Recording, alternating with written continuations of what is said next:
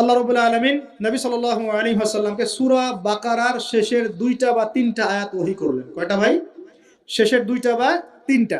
লিল্লাহি মা ফিস সামাওয়াতি এখান থেকে ফানসুরনা আলাল কওমিল কাফিরিন পর্যন্ত। এই আয়াতগুলোর ফজিলত সম্পর্কে এসেছে যে রাতের বেলা কেউ যদি এই আয়াতগুলো পড়ে ঘুমায়, সূরা বাকারার শেষের 2টা বা 3টা পড়ে ঘুমায়, সারা রাত তাহাজ্জুদের নেকি পাবে ইনশাআল্লাহ। এবং দৃশ্য অদৃশ্যের কোনো ক্ষতি তার কোনো অনিষ্ট সাধন করতে পারবে না ইনশাআল্লাহ। এই যে সমস্যা হয় ঘুমের মধ্যে, জিনের সমস্যা, জাদুর সমস্যা, বদনজর ইত্যাদি, কোনো রকম প্রবলেম তাকে ফেস করতে হবে না ইনশাআল্লাহ তাআলা। সূরা বাকারার শেষের কয় আয়াত? কমপক্ষে 2 আয়াত, যদি পারেন 3টা আয়াত পড়বেন।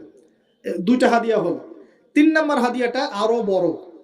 3 নম্বর হাদিয়া হচ্ছে নবী সাল্লাল্লাহু আলাইহি ওয়াসাল্লামকে আল্লাহ পাক বললেন, তোমার উম্মতের, একটু গৌর করে শুনেন, তোমার উম্মতের যে কোনো ব্যক্তি যত পাপই করুক না কেন, যদি আমার সাথে শিরকের পাপ না করে, শিরকের পাপ ছাড়া আমার সাথে সাক্ষাৎ করে, আসমান জমিন সমান যদি পাপ করে, আমি আল্লাহ তার সামনে আসমান জমিন সমান ক্ষমা নিয়ে হাজির হব ইনশাআল্লাহ। এই উম্মতের যে কোনো ব্যক্তি খালি লা ইলাহা ইল্লাল্লাহ মুখ দিয়ে পড়েছে, ইসলামের সামনে আত্মসমর্পণ করেছে এবং শিরক মুক্ত আমল করেছে, বেদাত মুক্ত আমল করেছে, ঠিক আছে, তার যত বড় বড় পাপই থাকুক না কেন, ইনশাআল্লাহ আল্লাহ পাক কোনো না কোনো ওসিলায় সেই পাপ মাফ করে দেবেন ইনশাআল্লাহ। এটা একদম লিখিত হয়ে গেছে। জান্নাতীদের 120 কাতার হবে। এই 120 কাতার মানুষের মধ্যে 80 কাতার হবে উম্মতে মুহাম্মাদের মধ্যে।